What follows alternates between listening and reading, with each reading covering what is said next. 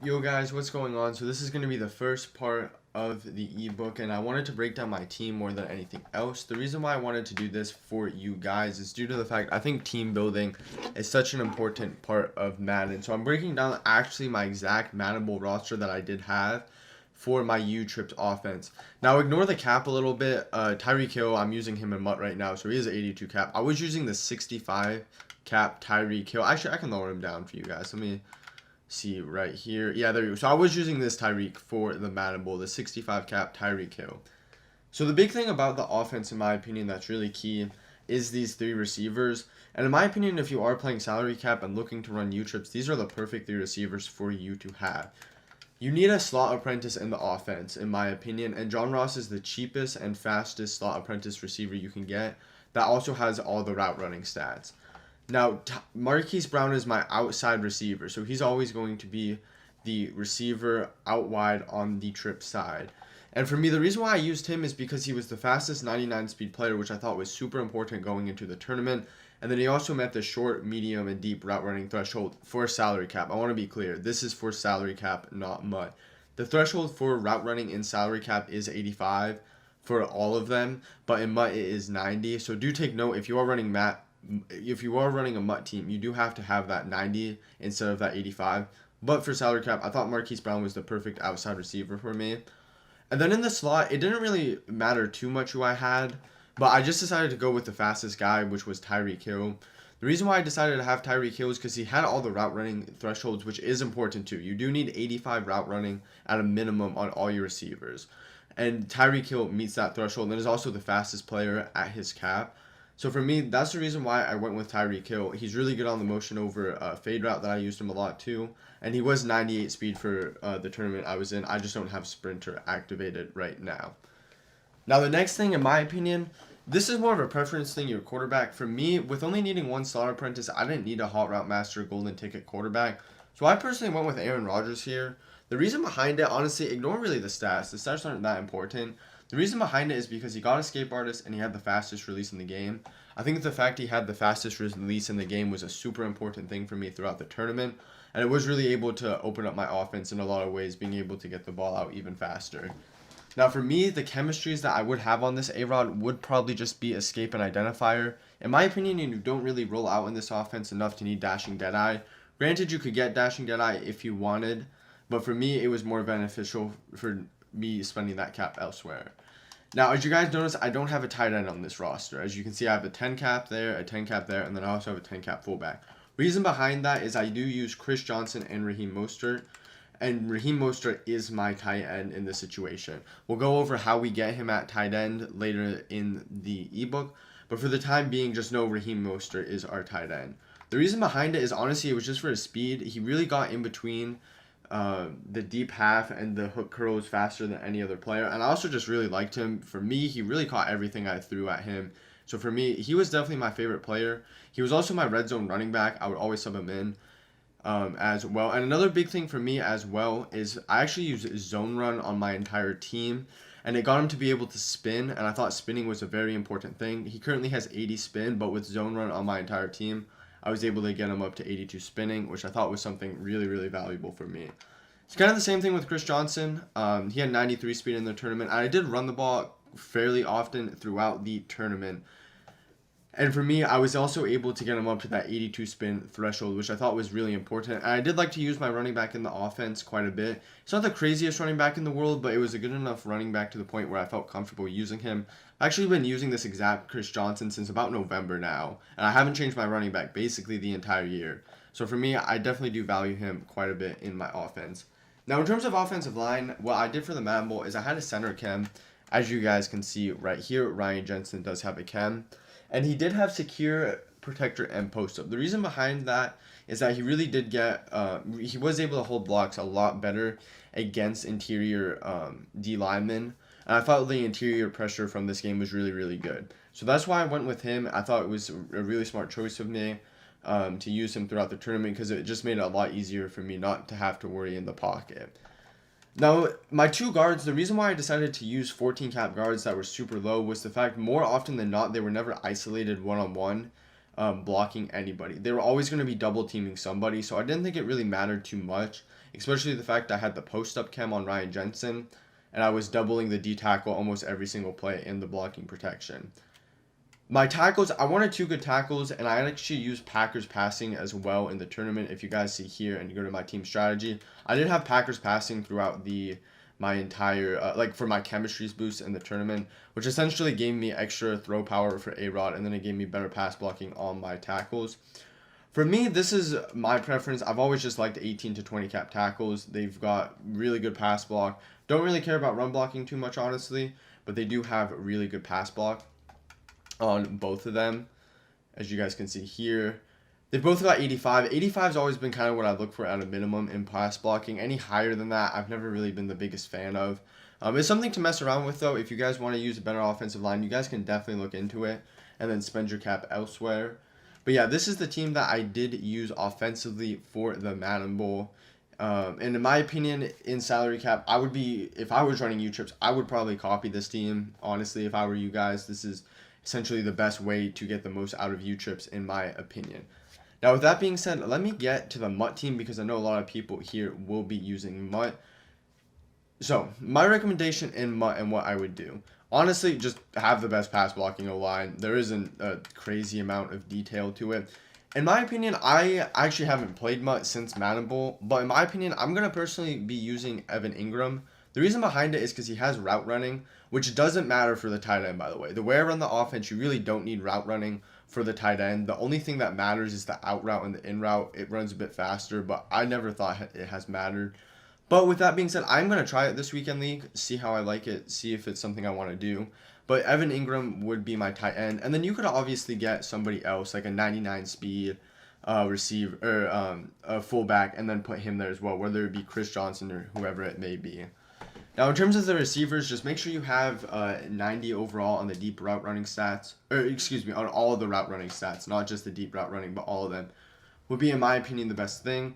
If you can, get a golden ticket quarterback just so you can get hot route master. But I will say you only need chems on one receiver. You don't need chems on multiple receivers. So if you have like 4 ability slots on Randy Moss, you can just get slot apprentice. But for me, because I have hot route master on Vic, I have human joystick on him just to have fun. But if you were to use catching chems on this guy, my recommendation would be, for the way I play, I'm trying curl comeback elite just because I do put that guy on a lot of curls and hitches and stuff. Then I use post flags for my post and corner routes, and then I use streak specialist. That would be my recommendation for MUT, but in salary cap, I don't think it's important enough to the point where I want to spend the cap on it. For your quarterback on Vic, my recommendation for the abilities would be Hot Route Master, Escape, Gunslinger, and Dashing Deadeye, just because it's not a cap mode and it's unlimited and we can do whatever we want. I would recommend to have these 2 abilities because it is going to make it easier for you to pass. And then in terms of your other chem, now, personally for me, I really like the center chem. I think it makes blitz pickup blocking 10 times easier in this game. If you were to spend another receiver chem, I would honestly put it on your tight end. Part of the reason why I'm using Evan Ingram is because I've contemplated if I've wanted to put like streak specialist, in out elite, and post flag on him. But if you don't want to put it on a receiver, I would recommend putting it on your center. And what I would use on your center would be identifier, pass block elite, and all day. Those would be my 3 chems on him personally if I had to choose my 3rd ability slot. But if you wanted to use it on a receiver, I would recommend the tight end. Just due to the fact I feel like your tight end is your 2nd most involved player in the offense. Your 3 receivers, honestly, I wouldn't even necessarily say there's a specific receiver that gets involved more than any of the other receivers. It's really more of a matchup thing. Like each receiver has their own importance, in my opinion, and their value that they bring to your team. So that's why I kind of went like pretty spread out with my receivers in the Madden Bowl team. As you guys can see, like I don't really have a crazy receiver like 65, 63, and 72. And the only reason why I even used the 72 cap John Ross is because I needed that slot apprentice ability. But as you guys can see, that's how I would construct both of my teams. And then you're running back and stuff. Like, this stuff, I mean, it's all a preference thing. Like, I have Lynch because I'm a Seahawks fan, and Joe Mixon because he supports me on the whole Madden thing. Let me upgrade Tyreek Hill as well. But yeah, that is the team I would recommend both for MUT and salary cap. for you guys. If you guys have any questions about the team or players you should be using, don't be afraid to DM me, whether it be Twitter, Discord, Instagram, whatever it may be. Don't be afraid to DM me. But with that being said, I will see you guys at the next. Alright guys, so for the first part of this ebook, what I really want to break down to you is really how to block the 7-man blitzes and then also how to block 146. The reason behind it is this is going to be the two most meta things you guys will play throughout weekend league, competitively, whatever it may be. I think it's super important that when you're in an offense, you know how to block every single blitz in the game. Because I feel like the moment we can't block a blitz, we just become super uncomfortable and then our reads become worse because of it. So one of the popular blitzes this year is just 3-4 odd, and you have everybody in the gaps like this. Let me move players around as well, like this. Perfect. So this is a really popular blitz that people will do this year. So I'm going to give you guys two ways to block it. Honestly, it's not going to be too crazy what I do. You're simply just going to left bumper, slide away from your running back. Then you're just going to ID this guy. It really isn't crazy, honestly, but as you guys can see, like, we have a clean pocket here, able to get a throw off right there. Again, this is really the basic way of blocking everything. There isn't really anything too crazy about this way of it. You know, this is something that if you guys have bought any ebook before, really just watched any competitive Madden players before, this is something you guys more likely have seen before. Something I will mention as well, I think this is important. I would personally manually block your running back and tight end than using the max protect feature. The reason behind it is I actually just like that better. I think your players just have better blocking assignments when you do that. This is personally a preference thing. If you just want to max protect, that's fine as well.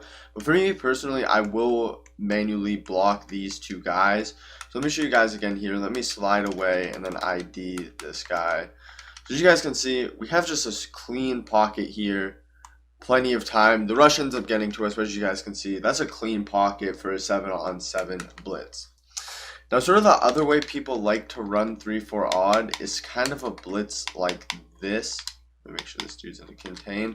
And for me, there's a different way I actually like to block through this, and this is kind of always my plan B for Madden if I'm having a trouble blocking things. So I'm gonna do this, and it should honestly work here again. I would be surprised if it didn't. Yeah, we're able to pick everything up there and be able to get a clean pass off. Jamal Adams played it, but we were able to have a clean pocket there, which is the important thing. Now, for whatever reason, sometimes when you're playing a 3-4 defense, a 3-4 bear, whatever it may be, these guys will almost glitch through. For whatever reason, like, these guys will glitch through. It's just the game and how it plays can be kind of inconsistent like that at times. So the other thing I like to do, and this requires a little bit of pocket as well, is what you're actually going to do is you're actually going to slide towards your running back this time. So with the left bumper, and then slide towards him. And then you're going to actually ID this guy. And what you're going to do here is something like this, and then kind of roll out, as you guys can see. I'll show you guys that to you guys one more time. The reasoning behind this is if you're having a difficult time for whatever reason picking up these two guys because your right tackle and your tight end are just dumbing out, I would recommend just doing the opposite slide and then chopping that guy, because it's going to provide better results for us. Both of these ways do work. The reason why I don't like this way as much is just because you do kind of have to like sidestep this. So let me slide towards my running back, ID this guy.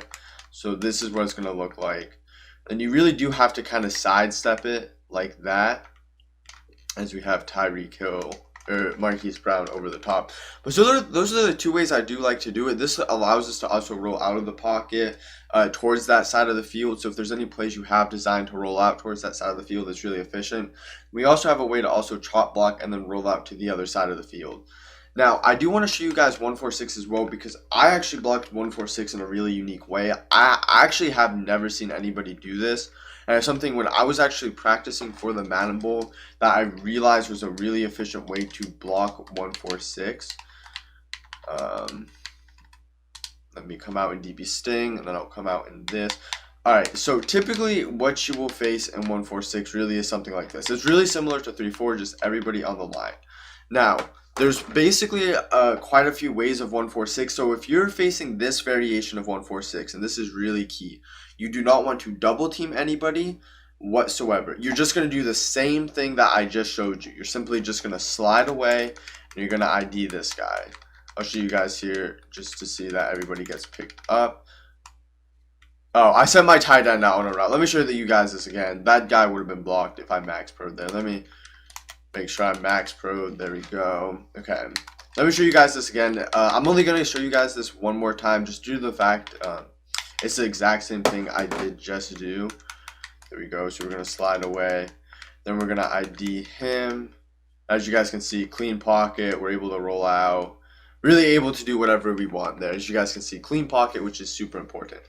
Now, there's many variations of 146. There's ways you can also back off your linebackers. Now, if you see this linebacker backed off like this, what I'm going to want you to do is something really crazy, honestly. So, a lot of what people will do is man this guy up. When you man this guy up like this, your running back will actually dumb out to the point where if you just like do the slide thing like this, let me set up the same protections we were before. As you guys can see, my running back just dumbs out, and we do not want our running backs to dumb out. Now, the way to cancel that is to double team any player across the defensive line, which is a really, really important thing to know. Is if you double team anybody across the D line, your running back will then not dumb out. So let me set up the protection again. I'm just gonna keep running this play because it's a pretty standard play that I run. Have these guys off like this, and then man up like this, and then as I said. So what we're gonna do here is we're just gonna double team the end like this. See what happens. As you guys can see, perfectly blocked. Crazy SWAT animation, but we have it perfectly blocked. Now the thing that I don't like about this is then if you do that, if they just send that guy instead of ban him up, he'll come in free more often than not. So let me show you guys here what I mean. So if we do the same kind of meta thing like this, what's going to happen is this linebacker will come in inconsistently free like that. And we do not want that. Like, that is something that we do not want. So the actual blocking scheme of what I do for 146 when the linebackers are blocked off is this. Let me set up the defense before I show it to you guys. Bring this guy in. There we go. Okay, so what we're going to do, we're going to manually block these players. So this is our play. We manually blocked. We didn't max protect. So what you're actually going to do is you're going to double team this guy again. What you're then going to do is then double team the D tackle, and then you're going to slide right. Then you're going to ID the slot corner so the running back will identify him to pick up. I want you guys to see what happens here. And notice how your left guard actually has a brain and then will slide towards the blitzing linebacker. This was a thing that I learned basically the week of Madden Bowl that I think is super, super valuable for blocking, because I think this is one of the hardest things to learn how to block. As you guys can see, the left guard will double team as we want, because that is what we have assigned him to do, is double team. And then basically the targeting of the rest of the offensive line is him on him, and then our tight end on the DB. We're letting this guy come in free for our running back. But then notice how the left guard actually picks him up like that, which is super, super important to notice. And I honestly, a lot of people ask me why I just didn't double team the like D tackle first. Like, why did I double team the D tackle and why did I double team the D end? The reason behind it is whenever I just double team the D end, it just felt inconsistent for me. I didn't really like that way as much. I have to take a timeout here because I must have switched plays somehow. Let me set this all back up for you guys again. But so yeah, that's the big thing, is whenever I would just double team the D tackle, I really did not like the protection of it. I felt like it was really bad, honestly. I felt like the guy would so randomly come in free and stuff along the lines of that. So let me show you guys here. We're just going to go straight there, slide right. You always want to be sliding towards your running back, or away from your running back. So if you're on the opposite hash, always slide away from your running back for this setup. As you guys can see, if we do this, it does actually still pick it up there. I'm going to be honest, it's inconsistent. It will pick it up at times, and at times it won't pick it up.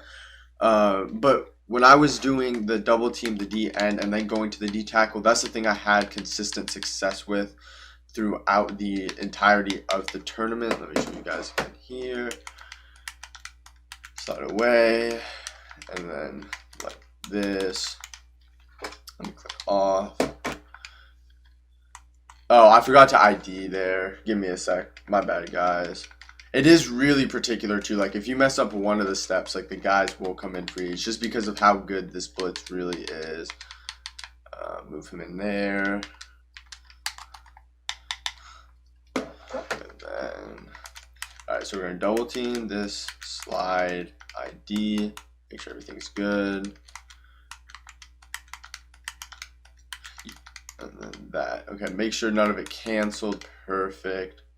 As you guys can see there, that's a perfect example. Perfectly picked up there, right there. As you guys can see, the left guard actually has a brain. He will go to double team that defensive tackle, but then he'll shift towards that blitzing linebacker. As you guys can see, same thing I just showed you. He goes down to double team, actually has a brain, moves over there. There's a little funky disengage in there, but as you guys can see, like this is a clean pocket, like easy to make a read. Like we have plenty of time, like we're having a full pat sail route developing here. So yeah, that is the blocking scheme I do use. I know this was a pretty lengthy video, but I think this is really important for you guys to get the hang of. The reason behind it is if you are able to pick up these blitzes, you're really just going to feel so much more comfortable in the pocket. And in my thing, feeling comfortable in the pocket is such a valuable thing. Because when you feel comfortable in the pocket, you're not looking at the rush. And when you start looking at the rush because you're worried if you can block it or not, then our reads just become all over the place. So make sure you guys do take time and spend time on this. Make sure you get a feel for the pocket. Because I will say, like, when you first look at this, you kind of just have to trust your O-lineman. Like, if you look right now, it looks like this guy is going to come in free. So you really just have to trust your lineman and be able to stand in the pocket and be, like, strong in the pocket. And just know that your lineman will pick him up. But yeah, let's get into the next part of the video. Alright guys, so for the first play that we're going to be going over is going to be Y option wheel. The reason why I like this play so much is due to the fact of this running back wheel route. It's a really efficient route in this year's Madden. And the only way to stop it is really to crossman it. And if you don't do that, it's basically always going to be open. So for me, this is one of my money plays, and this is kind of one of the simpler plays that I think you guys should be running as well. If you're not playing somebody of high skill or somebody that isn't very good, I would 100% recommend running this play. So there's going to be 3 setups out of this play that I will give you guys. The first one's just going to be a very intermediate route concept. As you guys can see, we are just going to flat Michael Thomas to be able to pull away that flat zone over there. We're going to have a hitch on Kelsey for the user. We're going to have an out route to pull away that zone, and then a hitch as well. So as you guys can see, it's really just on you guys to pick the right read. The hitch is wide open right there. This play is super efficient, and we're just going to be going up against random coverages right now in practice mode. For example, now we're going up against a cover 2 look. Another reason why I like this play so much is because you're able to get the ball out of your hand so fast. And as you guys can see, we're able to low point this Y pass basically on the break. So this, to me, is really one of the more efficient plays that you guys can run. And it's a very easy setup. As you guys can see, we just have to make the right read. Y is wide open right there. And it's an easy 10 to 15 yards basically every single time you get a rack animation. As you guys can see, I'll do this again. Very simple play. Just like that. Now, the next way I like to run this play is you need to make this route work is to have a flat route from somebody. So when you run something like, let's say you run something like this. This play isn't going to work where you can actually ever throw the running back. I'll show you guys why. But you're never really able to throw the running back just because of the fact there isn't anything to pull that flat down. So what I like to personally do to be able to get more of a chunk play is I'll put Tyreek Hill on a flat like that, and then I'll motion him over. So he's going to be the reason why the flat zone gets pulled. So you're able to pull that flat zone as well. And then we have him over the top because it was man-to-man coverage right there as well. As I said, unless you cross-man him, he's always going to be open.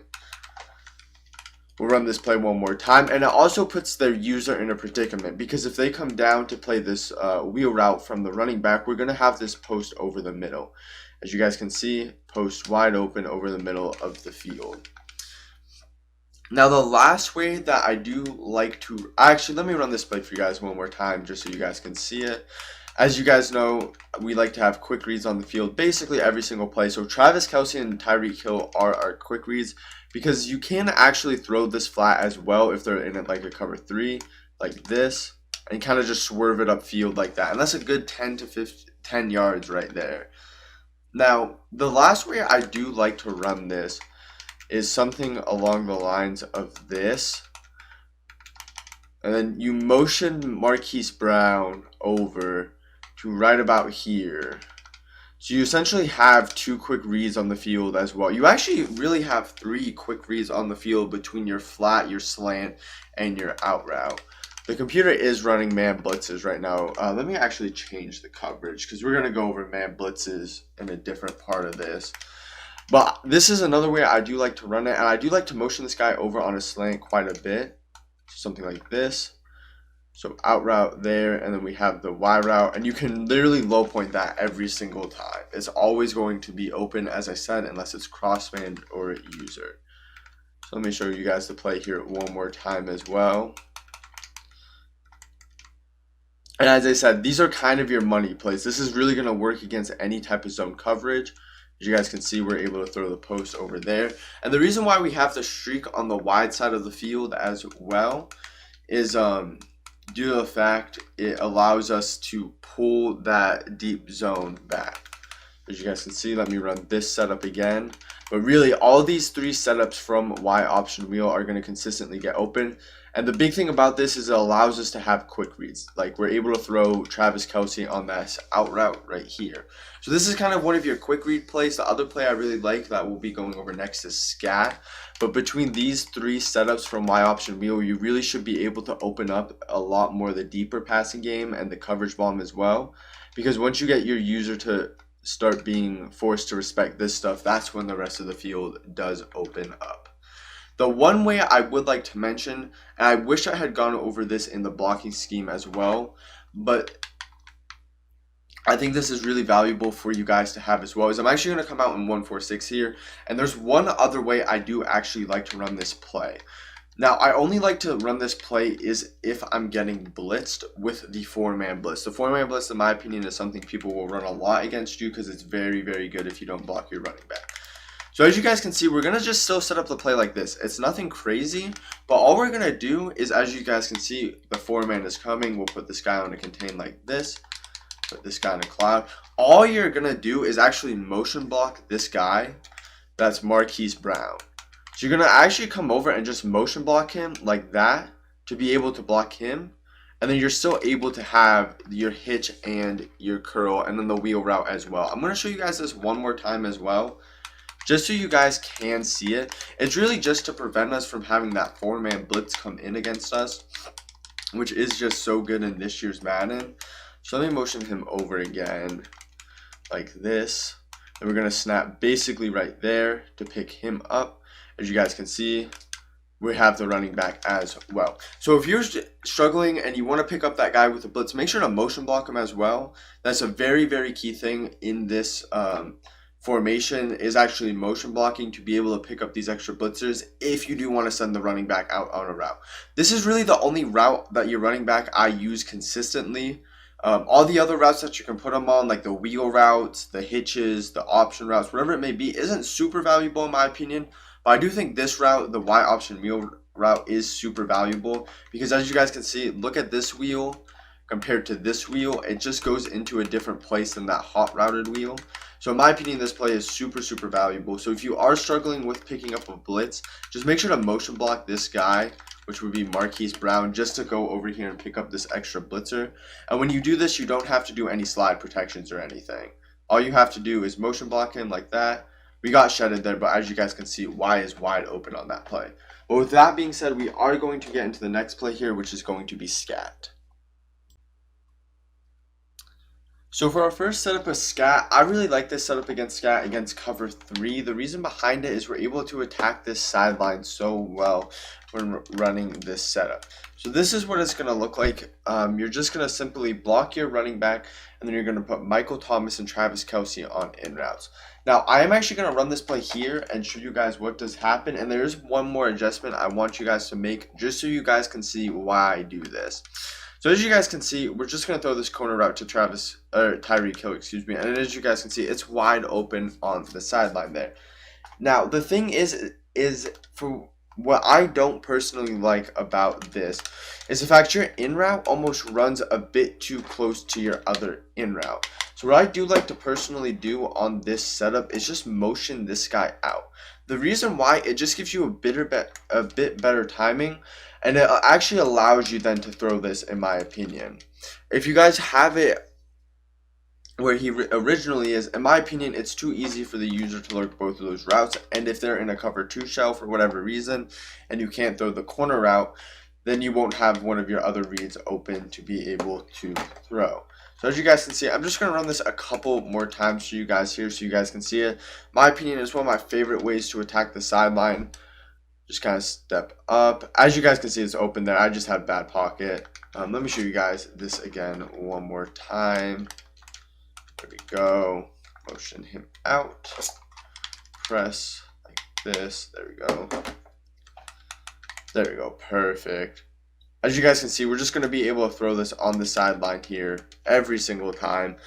I do like to swerve it a little bit, and I will go over how to swerve more later on in the ebook and what I like to do for swerving.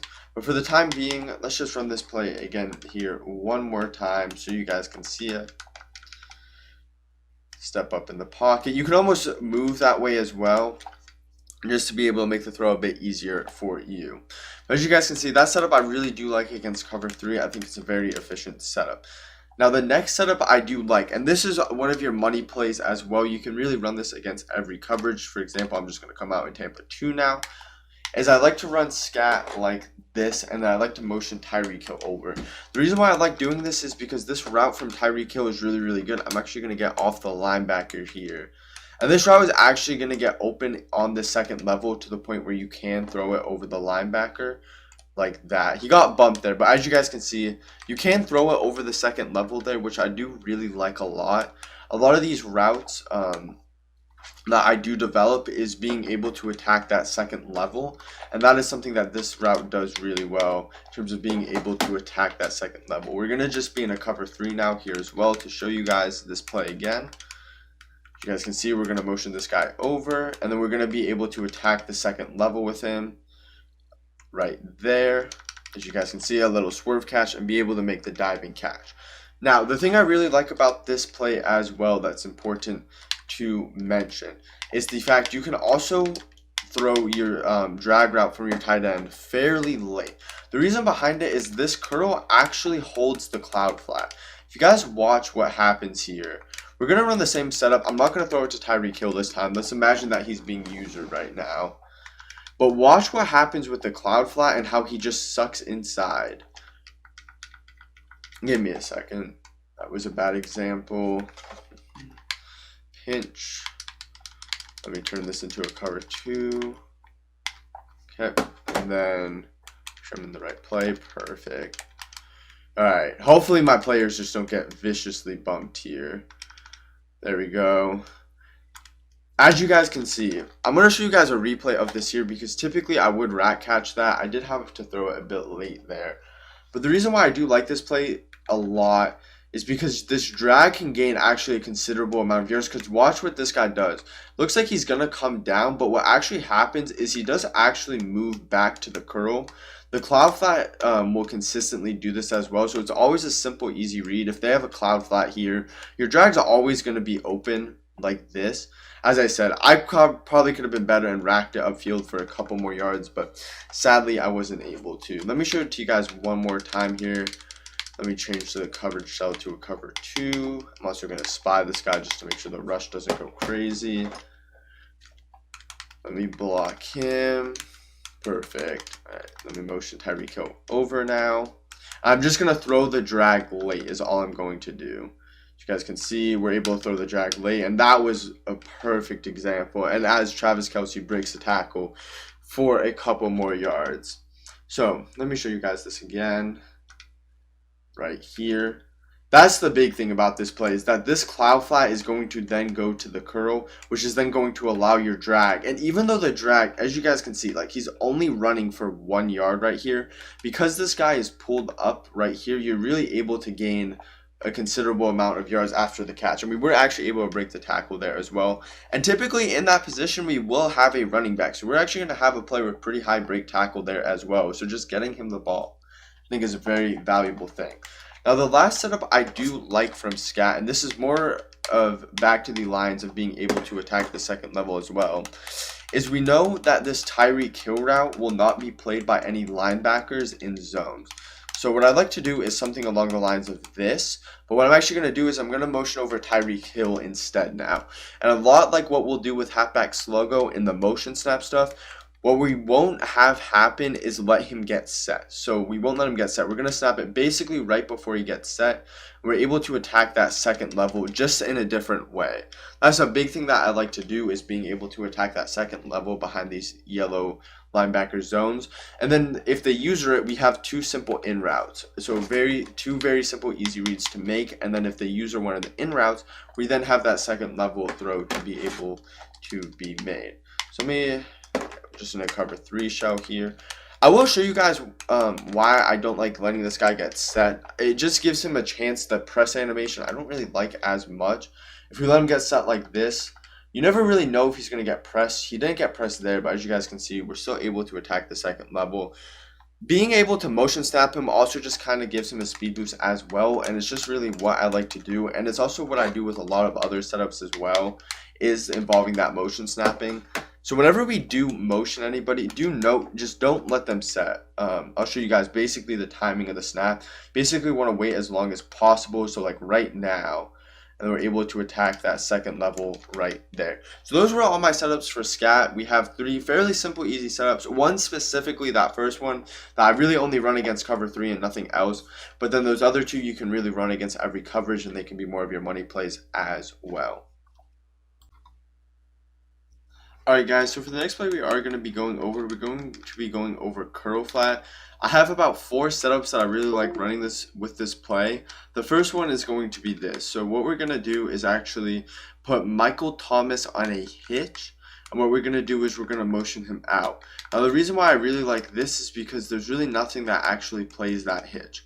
On the other side of the field, we want Travis Kelce on an out route. Then we want Tyreek Hill on that curl flat post route. The reason behind it is it provides very good spacing, and then it forces the user to pick one or the other route. And then we have that curl route just kind of to pull it down, or to occupy that zone over on the far side of the field. So let me show you guys here what I mean. Is you can basically just low point this route every single time versus any defense. And this route I really like to run.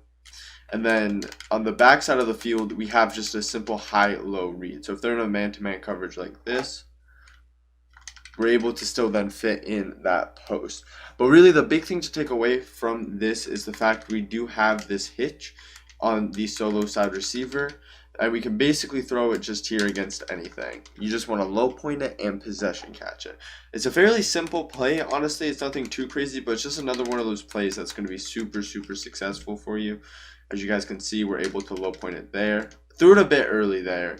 The big thing is you do have to wait for that zone to come down. That was just bad on my part. Let me show you guys again here. As you guys can see, we wait on it and then we're able to throw it. As you guys can see, I just threw it a bit too early right there.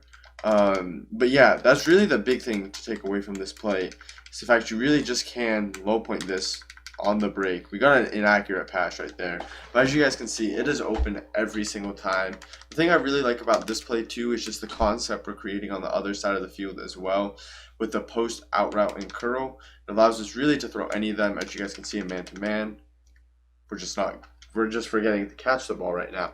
But basically, any one of these routes really can be open on any given play versus any given coverage. As you guys can see right here, we're able to fit this in behind the linebacker because of the way the post routes get over yellow zones in this game. Show you guys it to you guys here one more time as well. you guys can see man-to-man, that post is going to beat it, and we're able to get a rat catch animation there as well. Probably should have possession caught that, but as you guys can see, it does get consistently open. Now the next play I like to run out of this, and this is kind of one of the bigger shot plays I like to run, is something along the lines of this, and then you want to motion over Tyreek and then snap him as soon as you can when he gets past the left tackle, so right about here. As you guys can see, what's going to happen, he's just going to settle on the sideline right there for a big gain every single time if it's a cover 2. And then if it's a cover 3, you're able to throw it over that flat zone a bit earlier. So let me show it to you guys again here as well. And we do want the streak on this field to take away that zone, that deep blue zone on that side, and then we have a backside drag just as our secondary read. So you guys can see it. The computer's actually in man-to-man right now because he followed him. We were able to throw it there on the break as well. So if they're man-to-man, you're able to throw it on the break there as well. Let me show you guys again here what it looks like.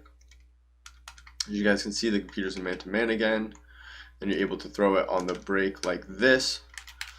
And then if they are in, I'm going to put it in a cover 3 shell now just so you guys can see it. So cover 3, like this, motion him over. As you guys can see, you're then able to throw it a bit earlier, basically right when he gets to the sideline. Little swerve catch to be able to keep your feet in bounds as well. As you guys can see, I'll run this for you guys one more time here, just so imagine that the user's taking away that right now. Basically, this backside drag is your sort of your last read, just to see if he does end up getting, just in case the user doesn't come back down for that, you can simply throw it. I like to put a delay fade on this play as well. The reason behind it is this delay fade actually will get open, because by the time you throw the drag, he's already actually typically past the delay fade. As you guys can see, probably should have released him a bit earlier there. But I do like the delay fade in terms of the spacing of this play. As you guys can see, the computer is going to be in man-to-man again here, and we're just going to throw it on the break. So right now, on the break, wide open, simple, easy play. Now, the next setup I do like for curl flat is this. The reason why I like this setup for curl flat is due to the fact that it allows us to have 3 quick reads on the play, and then it allows us to throw our deeper post as well. You can just snap throw this slant here, your out route or your hitch, and then if all those are covered, you can simply attack the second level with Tyreek Hill like that. Let me show it to you guys here one more time. It's a similar concept to what we're doing out of the cover 3 bomb as well. But instead of a corner route, all we have is a hitch instead. So let me show it to you guys here again as well.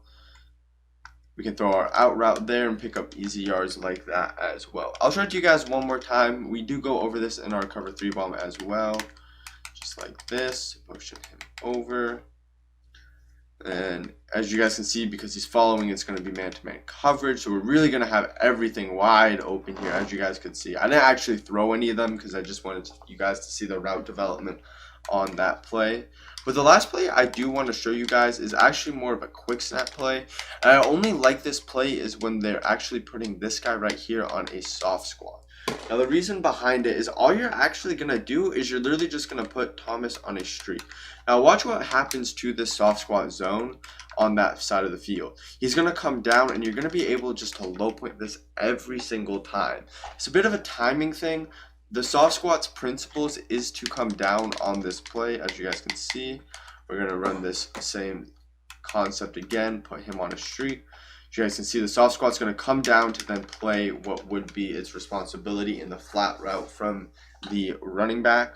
But that's all my setups that I do like from curl flat. That last setup that I did give you, it really is only if they are soft squatting every single play. If they're not soft squatting, I honestly don't really like that play that much. The only reason why I would ever run that play is because they are soft squatting. Let me show it to you guys one more time here. From there, as you guys can see, he's going to run away from him. I was on the safety right there. The safety would have played it. You do want to practice the timing of when to low point that. I am going to get Michael Thomas out of the zone here as well. But those were my 4 setups that I do like to run from curl flat. And let's get on to the next play. Alright, so the next play that we are going to get in here is going to be patch drag wheel. Let me show you guys the play here. Patch drag wheel, and it's a pretty unique play, and honestly this play doesn't have a ton of purpose against cover 3, but against man-to-man coverage and against palms, this play is a super effective play to call. So let me show you the defense right now. We're currently in palms. So the first setup that I am going to be using to beat palms is simply going to be motion out this solo receiver, and then we're going to wheel the running back. Now, I want you guys to watch what happens between Marquise Brown and Tyreek Hill here. As you guys can see, when we snap the ball, the slot corner actually matches onto Tyreek Hill, and we're able to essentially have a one-play touchdown there every single time. As you guys can see, we're going to motion him out. Let me pinch the defense and press. As you guys can see, we're just in cover for palms here. As you guys can see, this wheel route is going to cook this every single time for a touchdown. Now, this is also the same thing with man-to-man. If your opponent is coming out in, let's say, cover 2 man, like this, we can call it the exact same play. Like this. Let me snap.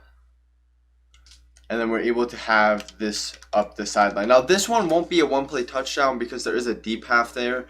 So there's a chance that the deep half will make a tackle on there. But against palms, it is always going to be a one-play touchdown. I am just going to take a sack right here. As you guys can see, like, we still have a touchdown even without the rest of the play being set up. The big reason why we have this guy motioned out like this is just really for spacing. It actually allows us to have a window to throw the drag then. I'm going to have a touchdown on this play again here. But as you guys can see, we can actually throw the drag here late if we weren't to get pressure there. Let me show you guys one more time. We route him, motion him out. There we go. As you guys can see, if we wait long enough and have the pocket, he's going to be open really late there. So that's the reason why I like to have the drag on your play, is just because that's kind of your late read there. But really the big thing about this play, honestly, is just the fact that against man-to-man and against cover 2, excuse me, not cover 2, man-to-man and palms, that you're consistently going to have this touchdown here. As you guys can see again, one more time. You can loft this past 2 if you want. As you guys can see, we have a touchdown. The rush is being kind of angry with me right now, but as you guys can see, I will run it for you guys here one more time, like this. Snap the ball. There we go. We're gonna throw it early here instead of waiting, and as you guys can see, like, this is a touchdown every single time. So the next way I like to run this play is fairly similar, but we're just going to have a corner route on this guy instead. We're going to have a running back actually on an option route. Now, the reason why I like the running back option route on this play is because essentially because this is palms and it has man-to-man principles, this guy right here is going to be on man-to-man with our running back, and the option route is the best way to get this guy open. So we're going to honestly ignore the other side of the field right now. Even though we know we have a touchdown there, we are just going to throw this option route here. As you guys can see, he goes to man-to-man, and then we can just low point it there. We get an accurate pass there, but as you guys can see, we did have that wide open. So let me show you guys again here. Let me pinch the defense. And this works the same thing, just against man-to-man. We're going to have the option route right here. He's going to man up, and we're just going to low point it there and get a good possession catch. Now, something I will mention is that Avery Williamson is obviously not the greatest man coverage guy in the world, and we're getting like pretty good separation. Now, something I will say, if you guys are playing MUT or whatever the mode may be, I will say that typically the option route does get played unless you low point it. So my recommendation for the timing is literally right now, just low point it and gain your 5 yards. Obviously right now I could wait on it and actually throw it a bit later and then try to rack it. But if you want this to be the most consistent way possible, my biggest recommendation really is just to low point it on the break. So right now we're just going to low point it. As you can see, he actually almost played that. So that's why we got to have the low point there just to be able to play it. So that's the other setup I really like for the cover man-to-man or palms. Now, let me break down cover 2. Now, this is the only time you're actually ever going to be motion blocking on the side of the tight end. And what this play actually is, it's going to look like a really funky looking play. And this is honestly one of your shot plays that you're going to use. You're actually going to double team this end right here. And then you're going to motion this guy in. And you're basically going to snap him right where the tight end is. As you guys can see, we're going to motion him in. And then we're going to roll out to the side of that side. Because you see, we're going to snap it, and then we're going to roll out. And you actually have this down the sideline, as you guys can see, every single time. I'll run this play here a couple more times for you guys. This is really something, if you see your opponent in cover 2 throughout the majority of the game, this is another way we can just attack the cover 2. Would be my recommendation. If you wanted to, you don't have to motion block this guy. I just like to do it because it makes it easier for me to roll out. If you guys want to put him on a different route, you're more than welcome to. But for me and this setup and being the easiest way to teach you guys, my recommendation is just to have a motion block come in, because you're going to be able to seal this edge a lot easier like that, and then be able just to throw this down the sideline. Not necessarily for a touchdown every single time, depends on how that safety plays it, but it's going to be a really big chunk play every single time. So I'll run this play for you guys here one more time, just so you guys can see the wheel route getting wide open in the cover 2. Let me double team him, streak him, there we go. And we do have bazooka activated, so I'm actually going to try to wait as long as possible to throw this here. Let's see how far Mahomes can throw this. Oh, he doesn't even run past it. I thought he was going to keep running. But yeah, as you guys can see, it is going to get wide open here. Do just throw it early and don't throw it late. As you guys can see, I tried to wait to throw it late there, and it was not successful. So do try to throw it earlier if possible. It's just going to make it a lot easier for you, and you can obviously see the window there as well to throw the ball. So let me run it here for you guys one more time, just so you guys can see it. Double team him. As I said, just make it easier for us to roll out. And then we kind of just want to pass lead it towards the sideline. And there we go. Touchdown right there. So that's how I use patch drag wheel. I don't really like it against a ton of things. I really only like it against nickel normal and then cover 2. Because the reason why nickel normal it's so good is more likely than not they're going to be in a match coverage defense. And this is a perfect way to burn the match. And then I also really like this play against cover 2, because then we're able to throw that wheel route up the sideline and roll out. Alright guys, so for the next play that we are going to go over here is we're going to go over tight end whip. And we're actually going to start this play off with the concept that we have been building on already, which is just this drag, curl combo, so that if there is a cloud flat over there, we are going to be able to throw our drag every single time. Now on the back side, what we're going to be doing is we're going to be zigging our slot receiver. The reason behind this is what's going to then pull down that yellow zone. As you guys can see from this, we're then able to step up and be able to throw this behind the second level every single time. Let me show you guys this again here, like this. And really what we're doing is we're forcing the user to either pick between our drag or this backside post. As you guys can see, like this time, because the user is back there, I'm just going to throw my drag and gain my simple yards every single time. Now let's say that the user decides then to stay down. Instead of, let's say like this guy's on a blitz this time. Let me show you guys what we would do then. Essentially what we would do is then we would just wait and throw it to the second level and be able to attack this space every single time. Now the other ways I do like to run tight end whip. So then there's this way, which I like, which is kind of more of a max protect play more than anything else, but it's still really good because of the concept. So you're going to max pro, and what you're going to do is you're going to drag Michael Thomas, and then you're going to streak your slot receiver. As you guys can see, what we're actually just going to do here is motion over, and it's really just creating a high-low read for us. So we're going to force the user to pick one and then just pick the other one. So if the user was to then come down, like on the drag, you would then be able to throw your post every single time. And I'll show you guys that here as well. Let me do this. Motion him in. So let's say the user comes down like that. You're going to be able to step up, and he actually got bumped there, so he wasn't able to run his full route. Let me run that again for you guys. Pinch here. Let me make sure this guy just doesn't bump him this time. Like this. And then let me set up the play. There we go. Let me motion this guy in. Alright, and this play will definitely work here now. As you guys can see, step up, and then I had bad pocket there. But as you guys can see, that there's the window to be thrown. I want to get this successful for you guys, though, here. Madden's just being a bit grumpy with me right now. So this guy's going to be on the blitz, just so we're acting as if the user decides to take away the shorter route. And then Marquise Brown motioned over. He's getting bumped again. as you guys can see, he gets open. If he gets bumped, sometimes he will run that route short, which is frustrating, and I don't know why it happens, but it does. But as you guys can see, you're going to be able to throw it over that cloud flat every single time.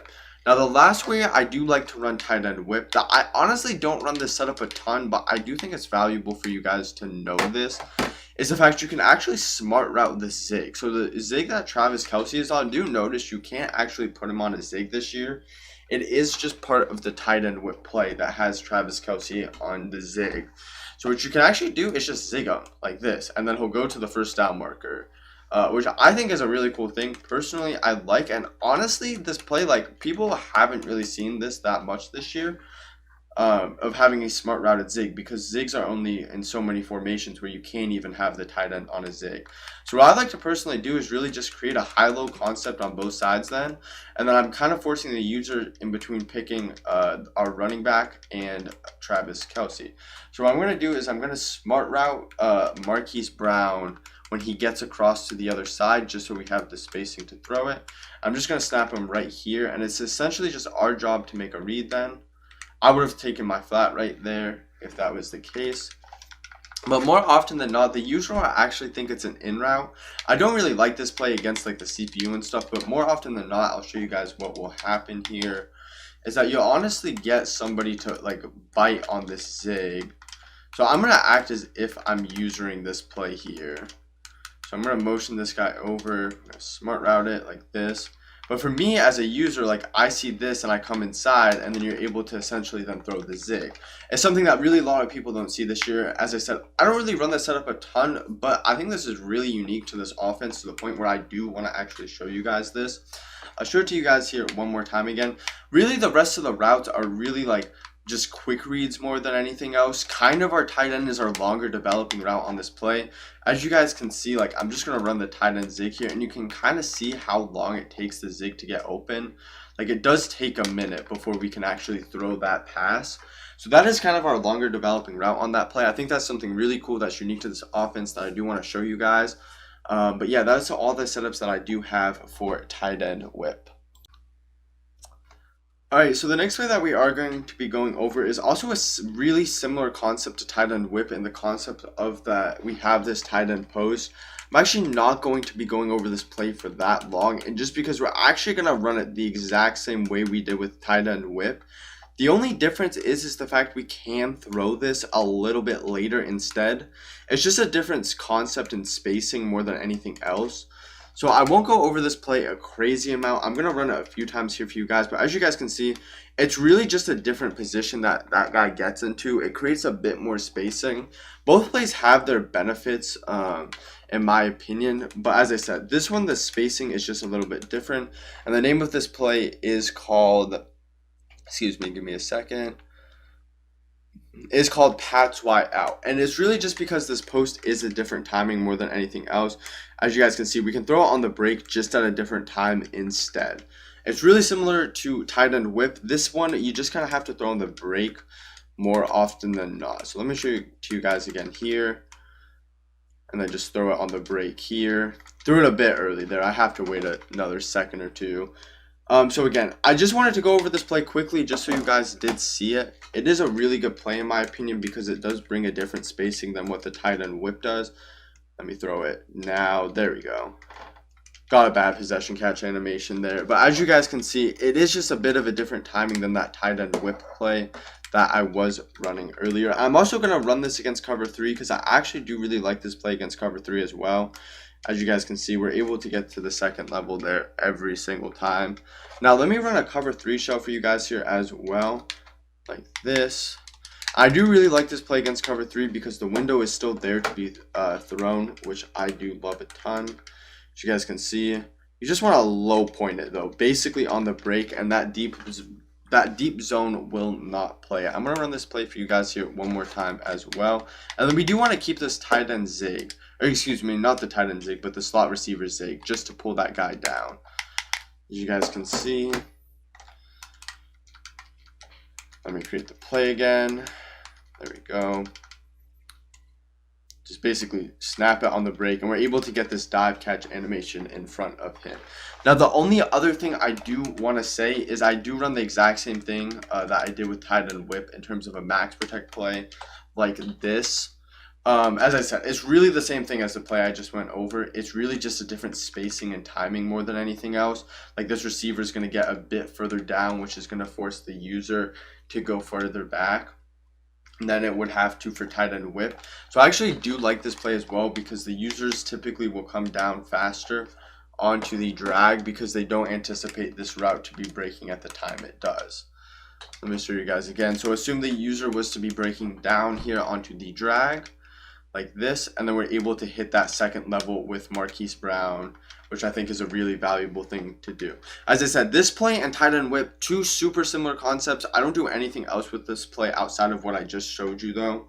But as I said, super similar concept to tight end whip, really valuable just because the timing of it is a little bit different, and it can throw users off if they're so used to seeing tight end whip. Because then if they don't see that player cut at that specific time, they're going to be thinking, okay, it's a different play. But in reality, it's just cutting at a different time of being 3 to 4 yards later. So that's it that I have for Pat's Y out. Alright, so the next play I do want to talk about is going to be tight end deep out. And we're going to go over tight end deep out as part of one of our cover 2 bombs. But I also wanted to bring it in here as well as the cover 3 bomb as well. So the unique thing about tight end deep out is the route that Marquise Brown is on. Now, it is a fade route. Now, I want you guys to notice the route. Look at kind of the red line on the sideline, and then look at where this route goes when I actually put him on a hot routed fade. So I just put him on a hot routed fade, and notice how it doesn't actually run to the same position anymore. Let me reset my play, so I'm just going to totally reset the route. And as you guys can see, it's just an actual fade route, like it actually runs towards the sideline. I can put him on a streak as well, the hot routed one, and notice how he still doesn't run to the same position. So I'm going to reset it to like this because it's very important that we have him on this route. Now, the play itself of what we're going to do is we're just going to have the same thing as a Pat Sale concept on this side of the field. Now, the out route on Tyreek Hill is to pull down this outside third, and if they're in an outside quarter, this is going to get open even more. Now, because this guy is on an outside fade, excuse me, wrong adjustment. Because this guy is on an outside fade, you guys will notice actually when we motion him in, he's actually going to be running towards the sideline. So it's not going to be like a streak like you're used to. So when we motion him in like this, we want to snap the ball as fast as possible. And then we're going to roll out to this side. Let me have some fun. So I want you guys to notice too, the route looked like it was covered there. And that was actually a really important thing. I wish I could have shown you guys that a bit more. But the route did look like it was covered from this inside third. As you guys can see, we have an inside third on that strong safety. And it did look like he was covered. But the thing is because this is a fade, we can actually pass lead this one towards the sideline. So as you guys can see here, we're going to snap the ball as fast as we can. We're going to roll out. But notice how he keeps running towards the sideline. And what that's going to allow us to do is actually have this huge window to be able to throw it. So granted, it doesn't look like it's early open. The fact that he's on a fade route is going to make him open. Let me show you guys if we were to do the exact same concept, but we were just to put him on a streak route like this. So let me do this. Okay, but this time he's on a streak route. Notice he's on a streak route. So I'm actually going to motion him in again. And notice what's going to happen now. So I'm going to roll out again. And notice, like, this just is not open. Like, we're not able to throw that then. But the fact this is a fade route and with the combination of a pass lead towards the sideline, it's going to be really, really important for us to be able to get this to work consistently. So as you guys can see, just normal cover 3 on the outside. I'm going to motion this guy in here. I'm going to snap as fast as I can. I'm going to roll out as well to make this throw easier. Wasn't able to get it off there. Let me run this for you guys here one more time. I'm going to stay on the D line too to make this easier, a bit easier to roll out. Sheds in practice mode are typically pretty ridiculous. Let me double team him as well. There we go. So we're going to snap this as fast as we can, and then we're going to roll out. And notice it doesn't look open, but because it's a fade, we're going to be able to pass lead this down the sideline every single time, which is very, very important to know. And let me take off bazooka as well. This time what I'm going to do is I'm just going to have the outside corner instead in an outside quarter, because that's an adjustment I know a lot of people will make. So let me put them in an outside quarter as well, just so you guys see that it will get open against this as well. I also want to mention that it's not going to be in this part of the video, but in part of the coverage bombs part of the video, when I go over tight end deep out, we're going to be talking about how to bomb that as well out of a cover 2 shell with this fade route. So let me motion this guy back in again. Be aware that he's in an outside quarter now, the cornerback. And as you guys can see, like, that quarter isn't going to affect us being able to pass lead it down the sideline. Very important to know though. Make sure you pass lead it towards the sideline. I'm not going to pass lead it towards the sideline right now, and you guys will see what will happen when I like pass lead it inside. So let's say I roll out, and let's say I don't pass lead at all. I pass lead there. It's such a habit of mine. Let me show you guys without pass leading here. If you guys don't pass lead at all, let me get bazooka off as well. Hopefully they can sack me. I'm unsackable. There we go. The pass lead is super important. It's just going to be what allows us to get this even more open. I'm not going to tell you you don't need a pass lead at all. You probably can fit this in without a pass lead, but with a pass lead, it's going to be money every single time. So I'm not going to pass lead here whatsoever. As you guys can see, he may burn him over the top still. Oh my goodness, we just caught that. You gotta love Madden sometimes. But as you guys can see, that was covered though. So really the big thing is that we want to do here is make sure that we do roll out as well. It makes the throw easier, and it's going to allow us then to throw this down the sideline like this, to the point where we're able to gain that separation for money every single time. So do take note, this fade route is super, super important, and that's the only reason why you use tight end, why we use tight end deep out. Honestly, these rest of the routes aren't that important. Like, as I said, I just create a simple pat sail concept, and then I have this out route just to pull down that outside third as well. I have bazooka. I wasn't actually planning on running another play here. I'm just going to chuck this thing with bazooka, because supposedly we can throw this 80 yards now. Let me motion the other guy in like this. There we go. I have no idea what Jamal Adams is doing right now, honestly. Alright, let me snap now as fast as I can. Like this. And let's see how far we can get with bazooka. Oh my goodness. Oh my goodness, and we caught that as well. Regardless though, you guys saw the concept. This is a really important thing. Make sure you do pass lead towards the sideline, and just as I said, just snap it as fast as you possibly can. As I said, the tight end, the other way to run tight end deep out is part of the coverage bombs, and that's how we'll bomb cover 2 with this outside fade specifically. Alright guys, so the next play we are going to be going over is corners. Now the one thing I don't like about corners is the fact that your receiver is kind of lined up in a different position where he normally would be. As you guys can see, he's typically lined up there, but with this he does line up inside. But the thing about this play, and it is worth mentioning that it's very good at, is you do have this kind of deep rollout corner, which I think is very, very valuable. As you guys can see, I'm able to roll out here and be able to throw this corner out basically every single time. Now, I only like this play against coverage 2, and there isn't really much more to say about this play other than this. I like the tight end post as well, because that's going to be kind of our read to get over the yellow zones. And then we also have the hitch as well as our wheel route kind of as our quick reads as well. So if you don't have time to be able to roll out, you can simply just throw your hitch or your wheel route. As I said, I'm not the biggest fan of this play, but I do think this play will be really good for a lot of you guys.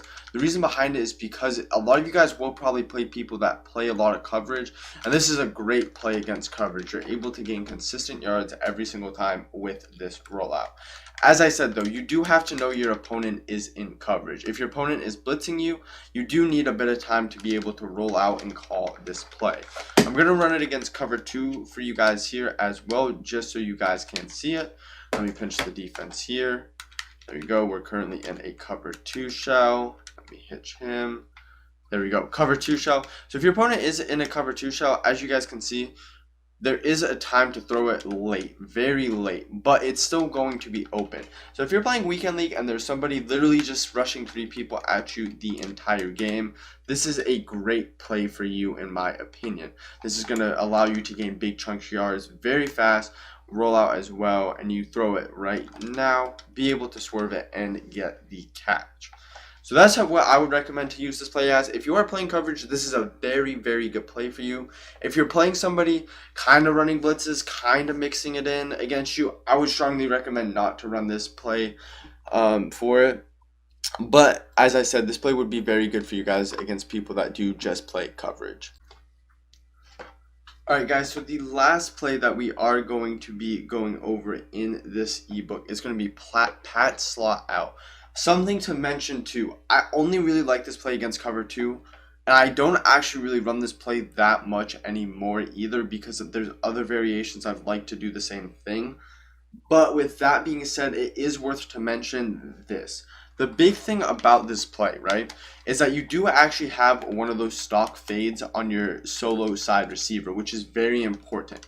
So if you are playing somebody in a cover 2 consistently, this is another way you can beat it. For me, I just like other ways better, but maybe for you guys, this is the way you guys want to beat cover 2. You can just simply throw this on the sideline every single time. Again, the setup isn't crazy, honestly. Like, that's really all you do is you motion this guy out and he's on a fade route. And another big thing too is you have the wheel route just because that's your safety valve route as well and creates better spacing. But as you guys can see, he gets an inside release there, and then we're not really able to throw it as we catch the ball, which I didn't anticipate. As I said, the reason why I don't really love this setup that much is just due to the fact you do have to like kind of rely on an animation with it. As you guys can see, if we get the outside release as we do there, we're going to be able to throw this every single time. But then if he gets pressed inside, it's more of a risky throw. But with that being said, even if he does get pressed to the inside, the good thing about this play, honestly, is that you can then just throw your running back wheel route. I forgot to put my running back on a wheel route there. As you guys can see, you can consistently swerve this. For me, I just like to use the fade on the other side of the field due to spacing. But let's say they move their safety out like this or something, and then you can't do that. This is going to be the next best way to beat cover 2 on a consistent basis.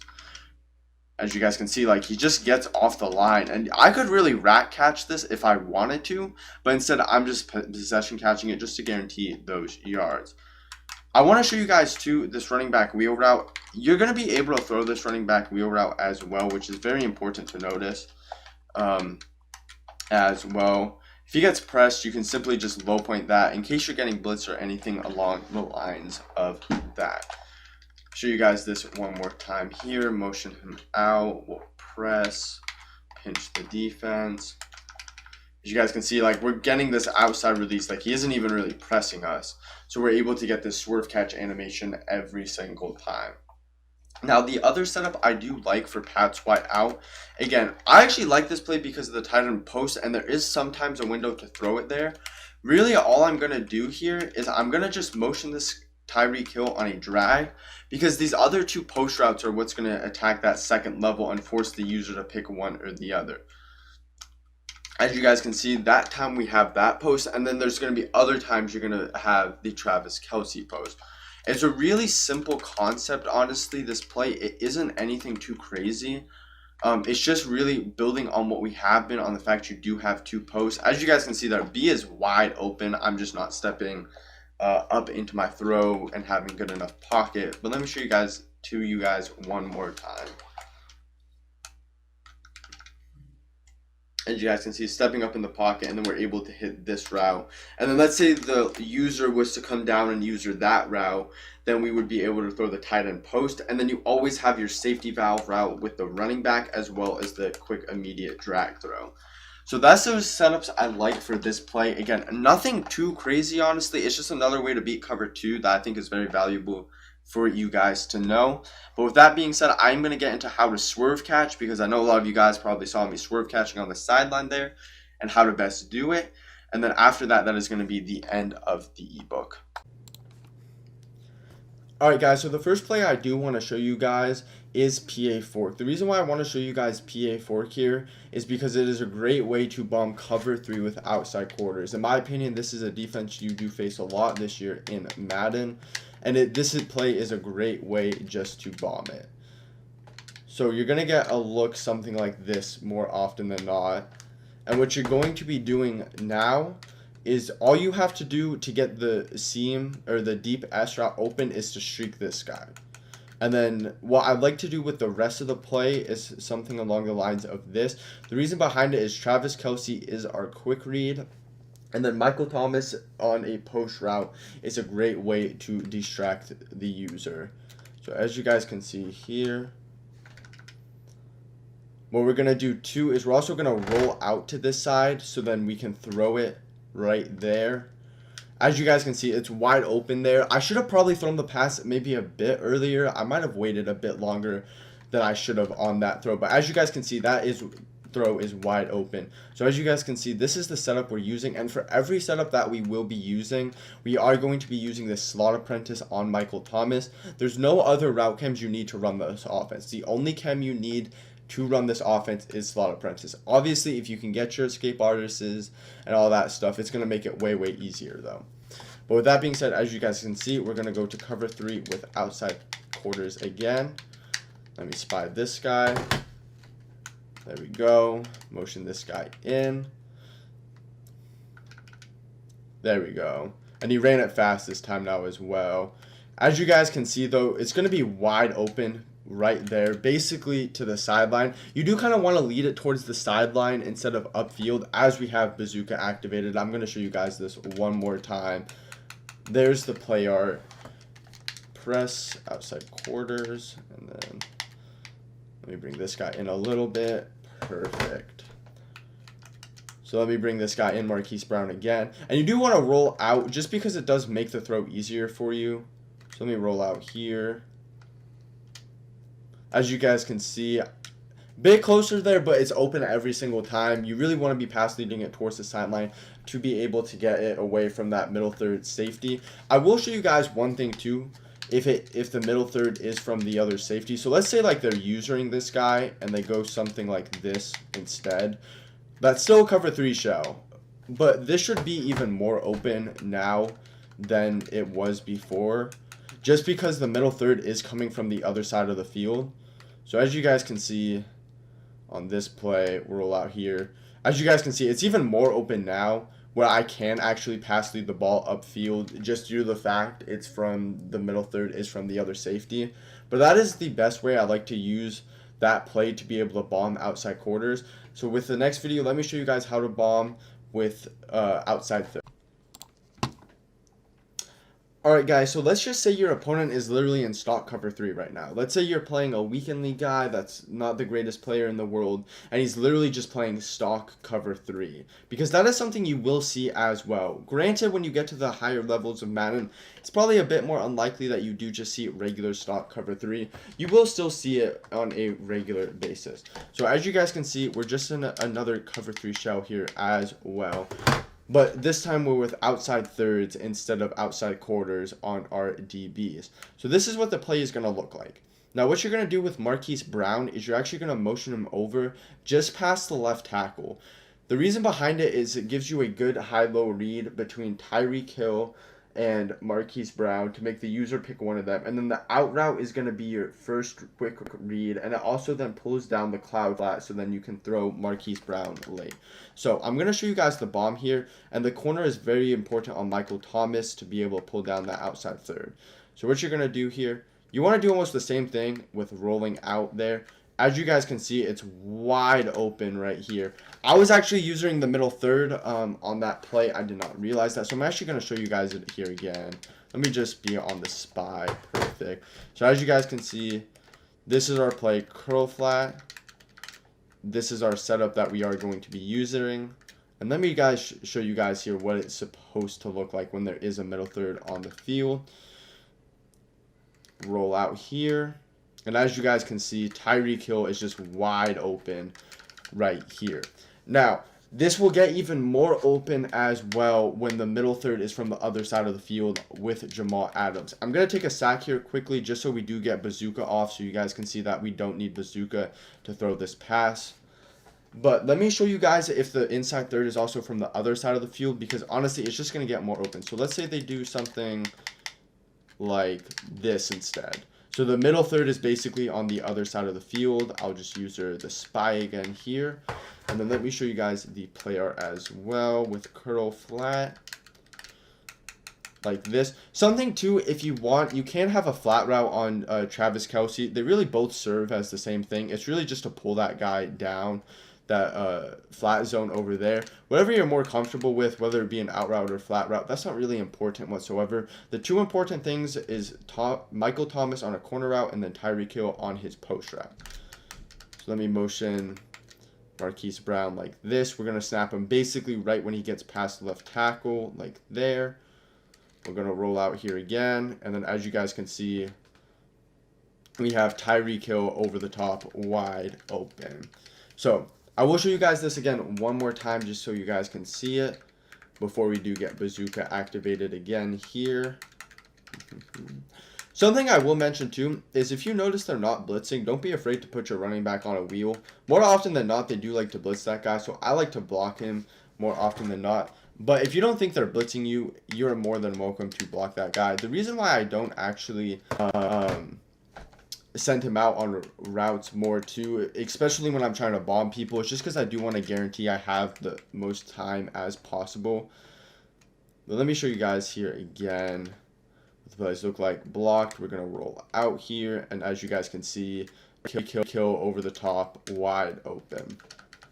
So that is the cover 3 bomb with outside thirds. So there's ways to bomb both essentially a cover 4 looking shell with outside quarters, and then there's also that way that you can bomb outside thirds because of the match of the outside third onto Michael Thomas. So let's get into the cover 2 bombs now. Alright, so for the next part of this ebook, I am going to be showing you guys how to bomb cover 2. Again, another defense that is, I wouldn't necessarily say as popular, but people do run it on quite a common basis. So it is something good to be able to bomb cover 2. The play we are going to be calling is tight end deep out as well. The reason behind it is because of the stock fade that is on Marquise Brown. I'm going to show you guys what a regular fade looks like in this year in Madden. Notice where it runs to the field compared to this. This is going to get more to the sideline than this fade would do, or a streak, which is going to make it easier for us to be able to fit it in between the cloud zone over there and the deep half from the safety. Now, right now, I am running soft squats on the outside of the field, and the way you throw it against soft squats and the way you throw it against cloud flats are both different. I will show you guys both ways. So the first setup that I really like to do with this is just like a Pat Sale setup like this. And you guys will see here that essentially the safety is going to give us outside leverage, and we're going to be able to fit it in right there. I do like to swerve it a little bit and then go to the outside so we are able to get that possession catch animation. So let me show it to you guys again here. As you guys can see, the defense is in cover 2. As you guys can see, he's going to give us outside leverage, and then we're going to swerve it like that. We got a bad possession catch animation there, but as you guys can see, the window is wide open to be thrown there. We'll run it one more time just so you guys can see it. Pat Sale setup. And then what we're going to do is have our fade. He's going to give us outside leverage, and then we're able to fit it in right there every single time. Now, something I do want to mention is you don't have to be running a Pat Sale setup when you're running this. You could run something honestly along the lines of this. Like, it doesn't have to be Pat Sale for this fade route to get open. As you guys can see, like, this fade route will consistently get open. Now, the one thing I will mention is when you guys do want to use a cover 2 bomb with this, the moment it doesn't work is when you motion this receiver over.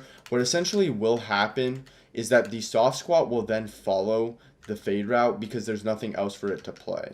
So as you guys can see, I can't ever really throw this as you can't throw it. Excuse me, let me rephrase this. You can't throw it at the timing you want to throw it, which in my opinion is very important. If you wait that long to throw it, in my opinion, I'm not really the biggest fan of it. I do like it more like this because I know the timing of throwing of it consistently. When you motion that guy over, you never really know when you're going to be able to throw it. I know every single time when I have to throw it. So yeah, as I said, you guys can really do whatever else you want as long as this slot receiver is on that side of the field. I do want to show you guys this one more time, what happens when I motion over. You never really know when he's going to come down. As you guys can see, so he's going to get open there, but I'm just not a fan of that, honestly. You guys can honestly mix that in if you want.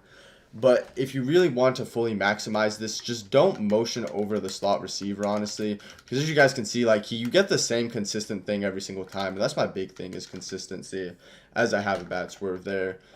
Now, I am going to take off the soft squat. I'm going to get rid of Bazooka 2 here. I'm going to get rid of the soft squat, and I'm going to show you what happens with the cloud flat now. The cloud flat timing, it still gets open against cover 2, but the timing of it just is a little bit different.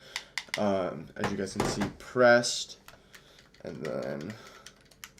So essentially what's going to happen is you're just going to get pressed off the line of scrimmage here instead of getting like a free release. You get this outside release every time, but the timing of it is a lot earlier, and you have to get a bit more accustomed to that timing than you would with the soft squat. The soft squat is fairly easy with the cover 2 bomb on the timing of throwing it.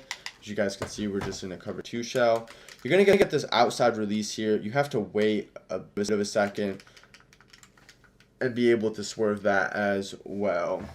Let me show you guys here again with a cloud flat. Oops, you're on controller. And then let me set up the play. You get the outside release. As you guys can see, you have to throw it a lot earlier when they are using cloud flats. As you guys can see, it's still open though. The timing of it is just slightly different than what it is before.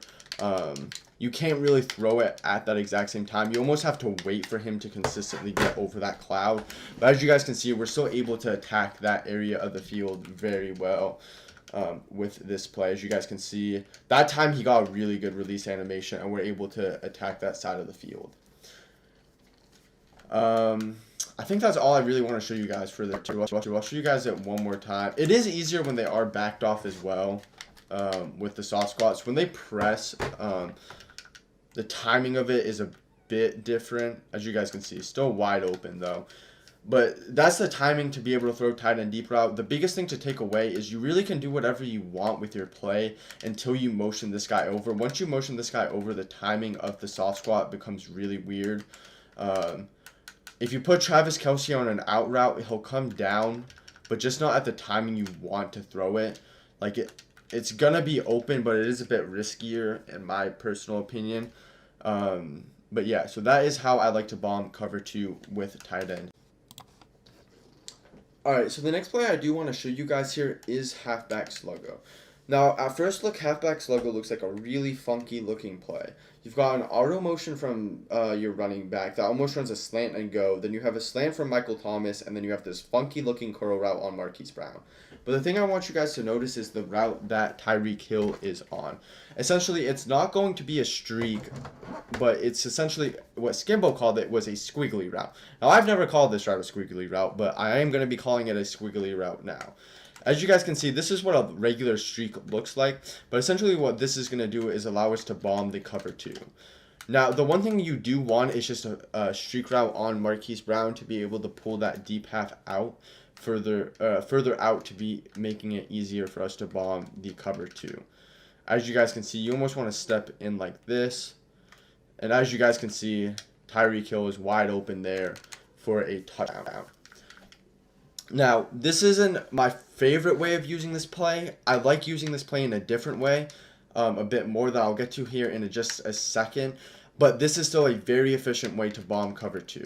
I still like this play a lot to be able to bomb cover 2. Just something that I have that I show you guys after this play I like a little bit more. So as you guys can see, we're just going to run the play like this. We're going to roll out here, and as you guys can see, make sure to bullet pass it. I'm going to show you guys it one more time. Make sure to bullet pass it. I thought Mahomes would be able to have the arm to make that. But I am just going to show it to you guys here with a bullet pass so you guys can see that this is open every single time. Here we go, cover 2. Set the ball. And as you guys can see, we're just able to fit it up right in the seam. Now, with that being said, I do like to run this play a little bit differently. I'm going to take Bazooka off here just so we can show you the bombs without Bazooka. There we go. Perfect. Now, what I actually like to do, and if you did watch my games, I did this to Noah quite a bit, is I like to motion this squiggly route out to the other side of the field. So let me press here. So you guys can see we're in cover 2. I'm gonna show it to you just like the tight end deep out bomb, that you have to throw at a different time compared to cloud flats, and also a different time compared to soft squats when they are in cover 2. As you guys can see, I'm just gonna run something simple like this. Honestly, what the rest of your routes are on, it really doesn't matter, honestly. It can really be anything. It genuinely does not matter whatsoever. But as you guys can see, you want to snap it basically before he gets set, and then fit it in between that safety and that soft squat zone. So I'm going to show you guys this a couple of times here. There we go. And as I said, it really doesn't matter what's on the rest of the field. Honestly, if you wanted your running back on a wheel route or something along the lines of that, it's really whatever you're most comfortable with. It's really just the timing of this, like right now. As you guys can see, that guy will come down. But that's really how I like to throw it. I think this is a lot more consistent than trying to attack up the seams with it personally. For example, let me just put this guy on a flat. So let's say you wanted to attack more underneath and have better quick routes, but you still wanted to have a deep play on the field. As I said, it really doesn't matter what the rest of your routes on the field are like. It really just, what I want you to have is the timing of the squiggly route perfected when you motion over to be able to get it in between the cover 2. As you guys can see, as I don't let it snap. As you guys can see, that's actually super important. And as much as I don't like messing something up like that, that's really important to see that you do motion snap it. Because if you don't motion snap it, the timing of it is just completely thrown off. So make sure when you are doing it, make sure to motion snap it. So before he does get set. Because if you do what I just did there, you're not actually going to be able to have a window of actually being able to throw it like you would be able to if you motion snapped it. As you guys can see, so we want to snap it right about now. Perfect. He's going to come down. As you guys can see, we get hit stick there. You should probably always swerve towards the sideline as well. That's something I mentioned on the tight end deep out play. Always swerve towards the sideline literally for that reason. That was honestly just bad stick by me. But as you guys can see, consistently getting open there. Just make sure when you snap that play, you do snap it before he gets set. Now, let me show you guys with cloud flats what it's going to look like. It looks really similar to the tight end deep out play as well. Let me show you guys here. Because essentially what will happen is this guy's just going to get pressed, but with outside leverage. Oh, he didn't get pressed. Interesting. Not sure why he didn't get pressed. So let me show you guys it again here. The timing of it. There we go. So let me just run something like that. As I said, the rest of your route really doesn't matter what is on the field. Or do cloud. And then, okay. You want to snap it basically right before the red line. Like there. As you guys can see, there we go. We got pressed there. As you guys can see, then we're able to swerve it in between the cover 2. You can rack catch that as well if you want to. It's whatever like possession catch you think is going to, or whatever catch animation you think is going to be best. For me personally, I racked it against Noah because I felt like I would be able to score on it. But if you guys think a possession catch would be a better just to be able to gain your yards, that's perfectly fine as well. So let me show it to you guys here again. This is actually the play I ran against Noah specifically. The reason behind it is this is just the play I felt most comfortable with. But as I said, I know I'm emphasizing this a lot. It really does not matter what the rest of your routes are on. The big thing is that you just have Tyreek Hill and you're practicing the timing of this. So he doesn't get pressed there. Interesting. But as you guys can see, you're able to fit this in between the sideline every single time. So let me do this. Cloud flat.